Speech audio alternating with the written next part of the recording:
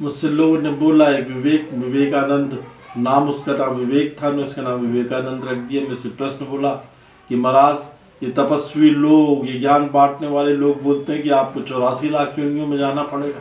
मैं तो बड़ा मुस्कुराया। मैंने कहा वेदांत ये कहती है कि मत्स्य और कश्यप अवतार से भी परमात्मा भगवान भी उस ज्ञान को प्राप्त करते हुए मनुष्य के रूप में रामकृष्ण की श्रेणी में पहुंचा। जब 84 लाख योनियां आपने गुजार ली हैं तो डराने की जरूरत क्या है कि आप जाओगे नर्क जाओगे स्वर्ग जाओगे? देखा किसने? इसमें डराने की क्या जरूरत है? ठीक है, यदि नर्क स्वर्ग भी है, हिंदुत्व ये कहता है, तो 2 4 10 योनियों के बाद पुनः इंसान की जिंदगी में आ जाओगे, क्योंकि इंसान की जिंदगी परमात्मा ने 84 लाख योनि के कंप्लीट होने के बाद दी है, और उसके बाद फिर दूसरी योनियों में लौटता भी है उसके कर्मों के हिसाब से। तो वो योनियों में जल्दी वापस हो जाता है। लोगों को डराया जाता है, इतना डरने की जरूरत नहीं है। आप जो काम कर रहे हैं वो अपनी बुद्धि और आत्मा की द्वंद्वात्मक संघर्ष को देखते हुए करो। गरुड़ पुराण ये कहता है कि पाताल लोक है, स्वर्ग लोक है, नर्क लोक है, मैं भी जानता हूँ। पर आप ये तो सोचो, जब आपका शरीर ही यहाँ जल गया तो कष्ट किसको मिलेगा वहां? यह फिलॉसफी का, मनोविज्ञान का, दर्शन शास्त्र का बहुत बड़ा विषय है। जब शरीर ही खत्म हो गया तो आत्मा और सूक्ष्म शरीर बना। सूक्ष्म शरीर को कितना कष्ट मिल सकता है उसके दिए हुए कर्मों के हिसाब से।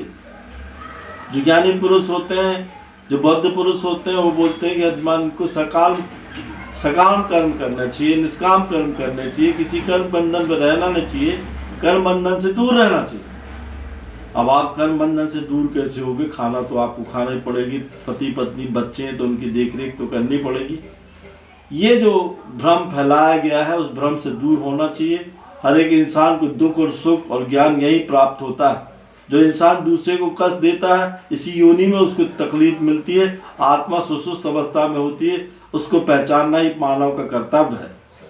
ये हम सोच चुके हैं, हमने बहुत अध्ययन किया फिलॉसफी का, हर एक धर्मों का अध्ययन किया।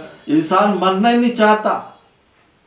आज जाके देखो मिस्र में वो कब्रें बनी हुई हैं, जिस कब्रों को देख के लोग वहां पे आज भी इसलिए दफनाए गए कि उनके साथ बर्तन और खाने के सामान भी दफना दिया गया कि हम पुनः जिंदा हो जाएंगे। आत्मा तो चाहती है कि शरीर छोड़ना है।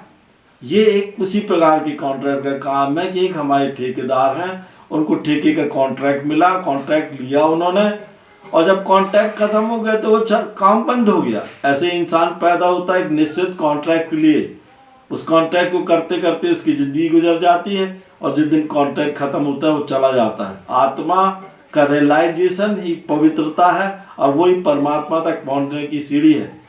इंसान को कोई योग गुरु के माध्यम से आत्मा का अवलोकन करना चाहिए, और इस स्वर्ग नरक के चक्कर से दूर होकर आत्मज्ञान की प्राप्ति करना चाहिए।